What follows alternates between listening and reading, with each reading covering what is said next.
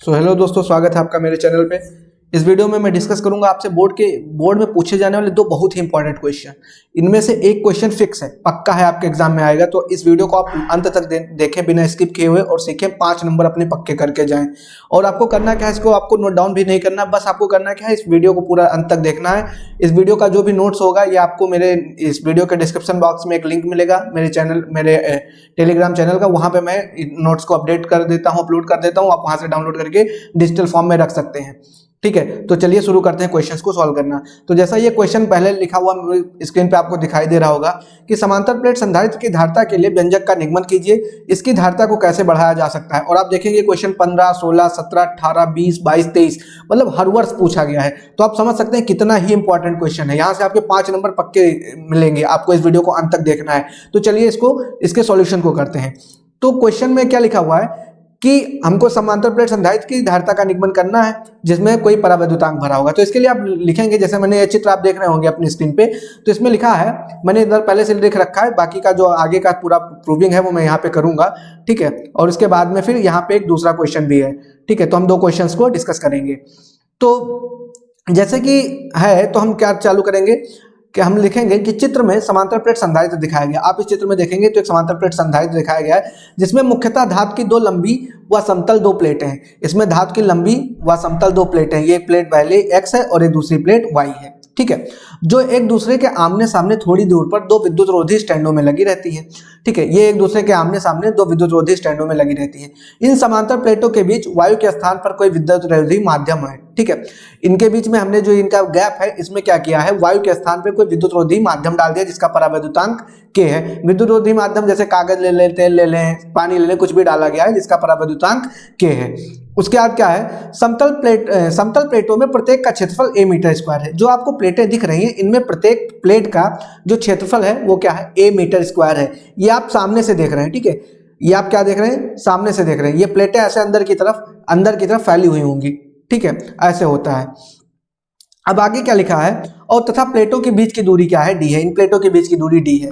ठीक, फिर लिखा है जब प्लेट x को +q आवेश दिया जाता है तो प्रेरण के कारण y पर अंदर की ओर -q तथा बाहर की ओर +q उत्पन्न हो जाता है। कैसे देखते हैं, ठीक है, जब हम करते क्या है कि जैसे ये प्लेट x है, x को जब आप +q चार्ज देते हैं, यहाँ पे जैसे आपने +q या प्लस आप देख रहे होंगे दिए होंगे, तो इसके वजह प्रेरण की वजह से इस पे क्या आ जाता है, -4 आ जाता है। क्योंकि धातु है, ये प्रेरण एक टॉपिक है। अगर आप कहेंगे तो मैं आपको एक वीडियो के थ्रू समझा दूंगा कैसे आ जाता है, बट अभी आप मान के चलो कि इसके अगर इस पे प्लस है तो इसके सामने क्या आ जाएगा, माइनस। ठीक है, अब चूंकि इधर माइनस हो गया तो इसके बाहरी पृष्ठ पे यहाँ पे +q आ जाएगा। ठीक है, यहाँ पे आ जाता है +q चार्ज। लेकिन हमने क्या किया है, इसे भू संपर्कित कर रखा है। इस y प्लेट के दूसरे सिरे को हमने जमीन से जोड़ रखा है। तो ये जितना भी प्लस चार्ज है ये सारा कहाँ चला जाएगा, पृथ्वी के अंदर चला जाएगा। ठीक है, जितना भी प्लस चार्ज है सारा कहाँ चला जाएगा, पृथ्वी के अंदर चला जाएगा। तो वही लिखा हुआ होगा, यहाँ पे देखेंगे जब लिखा है चूंकि प्लेट y पृथ्वी से जुड़ी है। ठीक है, चूंकि प्लेट y पृथ्वी से जुड़ी है अतः इसके बाहरी तल पर का +q आवेश पृथ्वी में चला जाएगा। मतलब जो बाहर आवेश अभी मैंने बताया था वो पृथ्वी में चला जाएगा। अतः प्लेटों के बीच वैद्युत क्षेत्र उत्पन्न हो जाएगा। ठीक है, तो यहाँ पे अगर आप देखेंगे, ठीक है, तो यहाँ पे एक प्लस चार्ज है और एक माइनस चार्ज है। तो ये दोनों प्लेटों पे, एक प्लेट पे प्लस और एक प्लेट पे माइनस है, तो इनके बीच वैद्युत क्षेत्र उत्पन्न हो जाएगा जो आप काली काली रेखाओं से यहाँ देख सकते हैं। ठीक है, और किनारों को छोड़कर, अगर ये किनारे जहाँ पे कर्व लाइंस बनी हुई हैं, ठीक है, अगर आप यहाँ पे देखें, यहाँ पे जहाँ पे ये कर्व लाइंस बनी हुई है वाली, इनको अगर छोड़ दिया जाए, इन किनारों को अगर छोड़ दिया जाए तो सब जगह आपकी वैद्युत क्षेत्र की तीव्रता इनके बीच में क्या होगी, एक समान होगी। ठीक है, अच्छा, अब अगर हम प्लेटों पर पृष्ठ आवेश घनत्व की बात करें तो पृष्ठ आवेश घनत्व किससे लिखते थे, सिग्मा। तो सिग्मा बराबर हो जाएगा, इसका क्षेत्रफल प्लेट का a है और उस पर कितना चार्ज डिस्ट्रीब्यूट है, q। तो सिग्मा बराबर हो जाएगा q/a। इतना करने के बाद हम सॉल्यूशन स्टार्ट करते हैं। तो इसके बाद हम लिखेंगे कि प्लेटों के बीच में हम सबसे पहले वैद्युत क्षेत्र निकालेंगे। ठीक है, तो हम लिखेंगे प्लेटों के बीच। ठीक है, यहाँ पे हम क्या लिखेंगे, प्लेटों के बीच में किसी बिंदु पर, प्लेटों के बीच में किसी बिंदु पर, प्लेटों के बीच में किसी बिंदु पर वैद्युत क्षेत्र की तीव्रता, वैद्युत क्षेत्र की तीव्रता। ठीक है, तो अगर हम प्लेटों के बीच के किसी बिंदु पर वैद्युत क्षेत्र की तीव्रता निकाले तो E बराबर होता है हमारा, E बराबर होता था, ठीक है, सिग्मा अपॉन एप्सिलॉन। ठीक है, तो ये हो जाएगा सिग्मा बटे में क्या हो जाएगा, एप्सिलॉन। ठीक है, यहाँ पे एप्सिलॉन नॉट नहीं, केवल एप्सिलॉन लिख रहे हैं, जहाँ पे एप्सिलॉन क्या हो जाएगा, जो भी आपने माध्यम लिया है उसकी वैद्युतशीलता है। ठीक है, ये भी आपके परावैद्युत माध्यम की क्या है, वैद्युतशीलता, परावैद्युत माध्यम की वैद्युतशीलता, ये हमारे परावैद्युत माध्यम की वैद्युतशीलता। ठीक है, इसके बाद हम क्या करेंगे, अब हम सबसे पहले इस एप्सिलॉन को रिप्लेस करेंगे, इस एप्सिलॉन को क्या करेंगे, रिप्लेस, क्योंकि हम जानते हैं एप्सिलॉन बराबर होता है k टाइम्स एप्सिलॉन नॉट। ठीक है, एप्सिलॉन बराबर होता है k टाइम्स एप्सिलॉन नॉट। ठीक है, जहाँ एप्सिलॉन जो होती है वो क्या होती है, निर्वात की वैद्युतशीलता। ठीक है, निर्वात की वैद्युतशीलता, ये होती है एप्सिलॉन, आपकी होती है निर्वात की वैद्युतशीलता। इतना लिखने के बाद अब हम आगे बढ़ेंगे, अब हम लिखेंगे क्या, ठीक है, आगे बढ़ेंगे अब यहाँ पे एप्सिलॉन है, वहाँ पे इससे रिप्लेस कर देंगे तो E इज इक्वल टू हो जाएगा, ये ऊपर एप्सिलॉन ना समझना, ये E है। ठीक है, E इज इक्वल टू हो जाएगा सिग्मा अपॉन एप्सिलॉन के यहाँ पर हो जाएगा K एप्सिलॉन नॉट, और जहाँ पे K आपका क्या है, वही परावैद्युतांक है माध्यम का। इसके बाद हम करेंगे कि सिग्मा की वैल्यू रखेंगे। ठीक है, अब हम क्या करेंगे, सिग्मा की वैल्यू रखेंगे, क्योंकि हम यहाँ पे ऊपर देखेंगे आप सिग्मा बराबर क्यू बाई ए निकाल के रखा है। तो अब यहाँ पे ये जो समीकरण है इसमें हम इसको अगर मान लेते हैं 1, ठीक है, तो हम समीकरण 1 में क्या करेंगे, ठीक है, हम लिखेंगे समीकरण 1 में, ठीक है, सिग्मा बराबर क्यू बाई ए रखने पर, अच्छा अगर आपको इसमें डाउट होगा कि वैद्युत क्षेत्र की तीव्रता ऐसे ही क्यों हुई, सिग्मा बाई एप्सिलॉन ही क्यों हुई, यहाँ पे जो ये लिखी हुई सिग्मा बाई एप्सिलॉन। ठीक है, तो इसके लिए आपको अगर चाहिए तो बताइए, डिटेल में मैं वीडियो बना के आपको समझा सकता हूँ कैसे होता है, बट अभी आप रिवीजन पर्पज के ऐसा मान के चले, सिग्मा बराबर क्यू बाई ए हो गया। अब इसको जब यहाँ पे रख देंगे, समीकरण 1 में रख देंगे, तो ई बराबर, अब जो मेरा ई है वैद्युत क्षेत्र हो जाएगा। ठीक है, ये हो जाएगा, चूंकि सिग्मा बराबर क्यू बाई ए रख देंगे तो ये हो जाएगा क्यू अपॉन, ठीक है, ये हो जाएगा q upon k times a epsilon not. ठीक है, ये हो गया हमारा is equal to q upon k times a into epsilon not. ठीक है, अब हम लिखेंगे विभवांतर निकालेंगे, अब हम क्या निकालेंगे, विभवांतर। तो हम लिखेंगे, माना, ठीक है, हम मान लेते हैं कि माना दोनों प्लेटों के बीच जो विभवांतर है वो v है, माना दोनों प्लेटों के बीच विभवांतर v है, प्लेटों के बीच विभवांतर v है, माना दोनों प्लेटों के बीच विभवांतर v है। ठीक है, दोनों प्लेटों के बीच विभवांतर क्या है, v है। ठीक है, और इनके बीच की दूरी हमने पहले बताई थी, इनके बीच की दूरी क्या है, d, इनके बीच की दूरी, ठीक है, इनके बीच की दूरी जो है वो कितनी थी, d। ठीक है, तो यहाँ से अगर हम विभवांतर लिखना चाहें तो विभवांतर v बराबर हो जाएगा। ठीक है, एक आपने फॉर्मूला पढ़ा होगा विभव प्रवणता में, वहां से एक फॉर्मूला आता है, तो v बराबर हो जाएगा e इंटू डी। ठीक है, v बराबर हो जाएगा e इंटू डी। ठीक है, तो अब अगर हम विभवांतर की बात करें तो विभवांतर v बराबर हो जाएगा, e हम पहले से निकाल चुके हैं, ये हम निकाले हैं क्या है, q upon k times a into epsilon not, और इंटू में d भी आ गया। ठीक है, तो इन डी महाराज को भी ले लेते हैं, ये हो गया हमारा d। ठीक है, तो ये हमारा हो गया v। ठीक है, अब चूंकि हमारे पास v आ गया, q हमें पता ही है, तो हम सीधे अब धारिता निकाल लेंगे। ठीक है, अब हम क्या निकाल लेंगे, धारिता। तो हम लिखेंगे अतः धारिता की परिभाषा से, ठीक है, अतः धारिता की परिभाषा से हम धारिता जो होती थी परिभाषा से, C बराबर फार्मूला होता है, C बराबर होता था Q बाई V, C बराबर होता था Q बाई क्या होता था V, तो C बराबर हो जाएगा Q की वैल्यू अपने पास है, ठीक है, Q ही है, और V की वैल्यू अपने पास क्या है, V बराबर है Q इंटू डी अपॉन में K times A epsilon not. तो ये Q से Q कैंसिल हो जाएगा और K times A epsilon not, ठीक है, K times A epsilon not, A जो आपका नीचे है ये कहाँ चला जाएगा, ऊपर चला जाएगा, ये यहाँ पे ऊपर आ जाएगा। ठीक है, तो यहाँ से C बराबर हो जाएगा आपका K times A epsilon not, और अपॉन में केवल क्या बचा, D। ठीक है, तो ये हो गई हमारी धारिता, C बराबर K times A into epsilon not upon D। ठीक है, अगर हम मान लेते हैं प्लेटों के बीच निर्वात हो, ये तो हमने किसी परावैद्युत माध्यम के लिए निकाली थी। ठीक है, हम लिखे मानेंगे यदि प्लेटों के बीच का माध्यम निर्वात हो, यदि प्लेटों के बीच का माध्यम निर्वात हो, यदि प्लेटों के बीच का माध्यम निर्वात हो, निर्वात या वायु भी लिख सकते हैं, निर्वात अथवा वायु हो।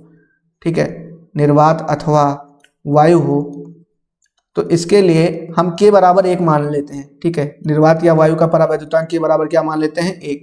तो जब k बराबर 1 मान लेंगे तो c बराबर हो जाएगा k के यहाँ पर 1 हो गया into a epsilon not upon में क्या हो जाएगा d, ठीक है। तो केवल और केवल धारिता हमारी आ गई c बराबर a एप्सिलॉन नॉट अपॉन में क्या हो जाएगा d। ये हो गई हमारी समांतर प्लेट की संधारिता जब प्लेटों के बीच का माध्यम वायु है, ठीक है।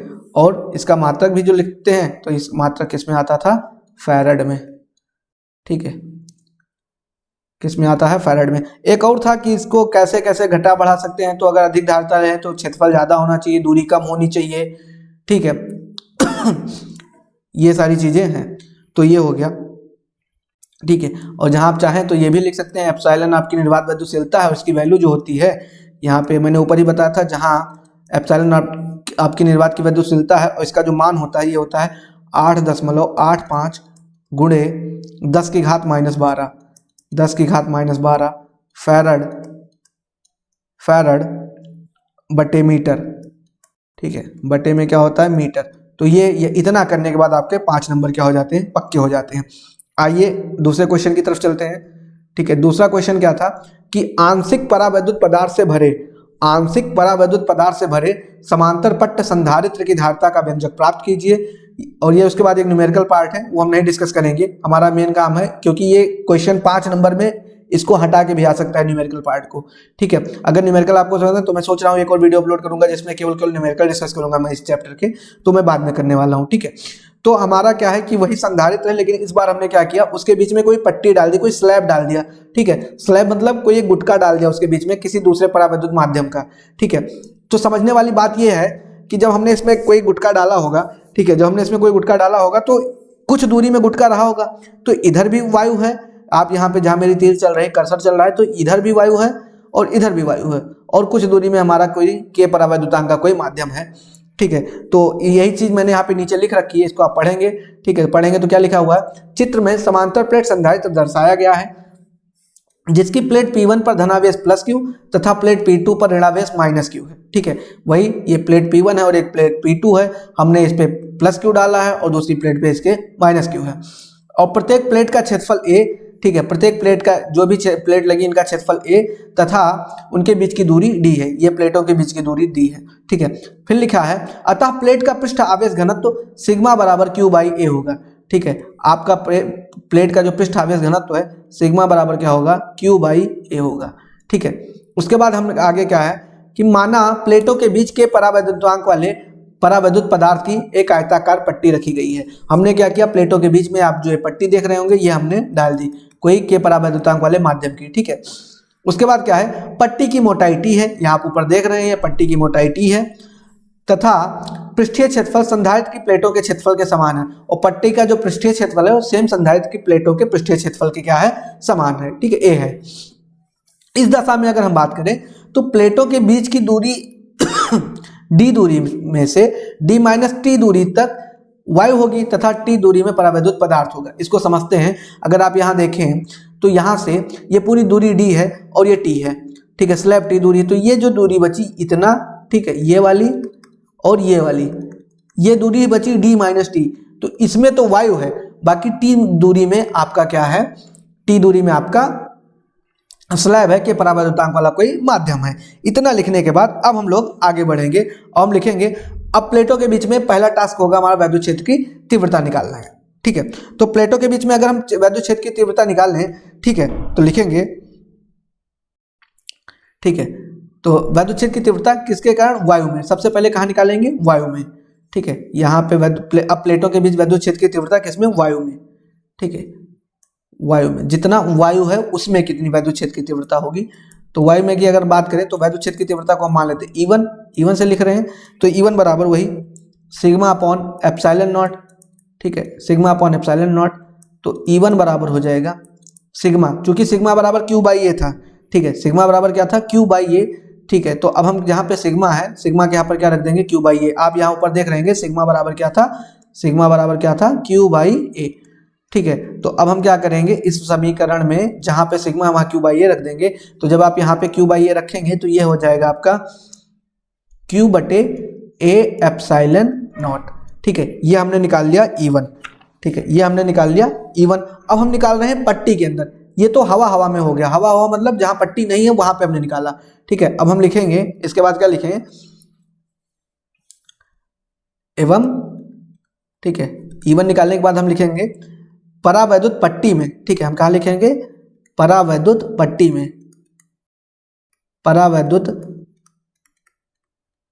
पट्टी में वैद्युत क्षेत्र की तीव्रता, परावैद्युत पट्टी में वैद्युत क्षेत्र की तीव्रता, ठीक है। तो परावैद्युत पट्टी में अगर वैद्युत क्षेत्र की तीव्रता की बात करें तो ये जो तीव्रता आएगी हमारी, ये आएगी E2, ठीक है। तो E2 बराबर हो जाएगा हमारा, अब यहाँ पे सोचेंगे, यहाँ पे एप्सिलॉन के बजाय के एप्सिलॉन नॉट लगेगा, ठीक, क्योंकि यहाँ पे चूंकि जब तक हवा में था तब तक निर्वात की वैद्युशीलता थी, अब यहाँ पे इस परावैद्युत पदार्थ की वैद्युशीलता रहेगी, तो उसके यहाँ पर हमको के एप्सिलॉन नॉट लिखना पड़ेगा, ठीक है।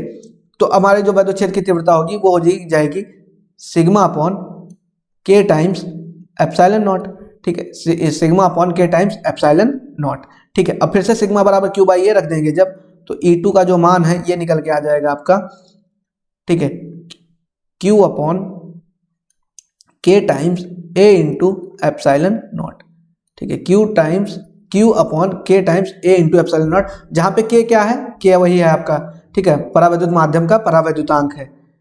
अब हम करेंगे, ठीक है, अब हम विभव निकालेंगे, हमारा सिंपल सा टास्क है, पहले E फिर V, ठीक है। अब हमारा बारी क्या ज्ञात करने की, विभव, ठीक है। तो हम लिखेंगे अतः,